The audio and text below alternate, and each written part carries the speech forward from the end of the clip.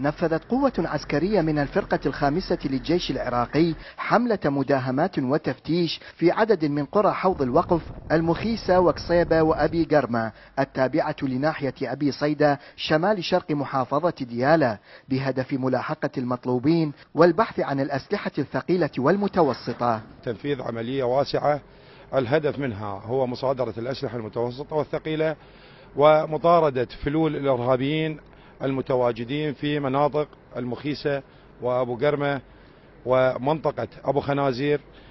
بالأمس كانت لدينا عملية في قاطع قصيبة، تم اعتقال أحد المشتبه بهم.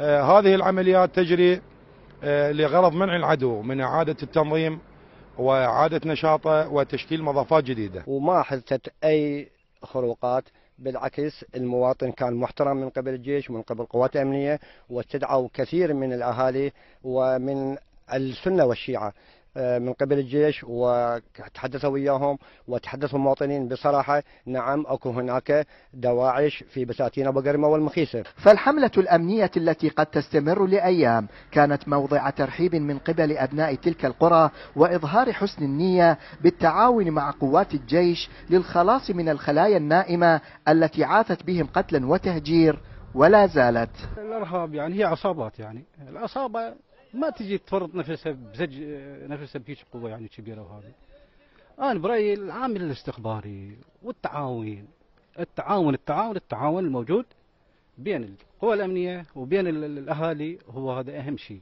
وهذا أكبر سلاح تستطيع الدولة به أن تقاتل الإرهاب. والله احنا مستهدفين من الجماعات الإرهابية، ندافع عن نفسنا إذا اقتضى الأمر أنه داهم يهجمون علينا.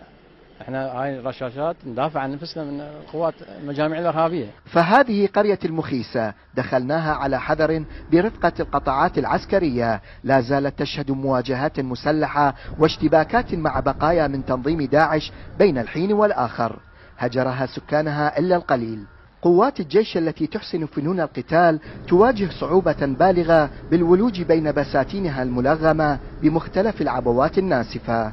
العدو الآن يلجأ إلى أسلوب جبان واحد، هو أسلوب استخدام العبوات الناسفة والانتحاريين فقط، لا توجد مقاومة. طبيعة المنطقة الجغرافية وكثافة البساتين هي العائق الوحيد.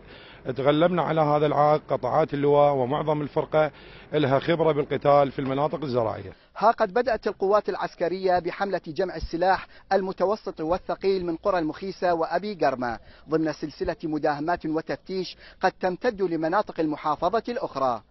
من قرى المخيسة التابعة لناحية أبي صيدة في محافظة ديالى، أحمد الرسام، قناة الرشيد الفضائية.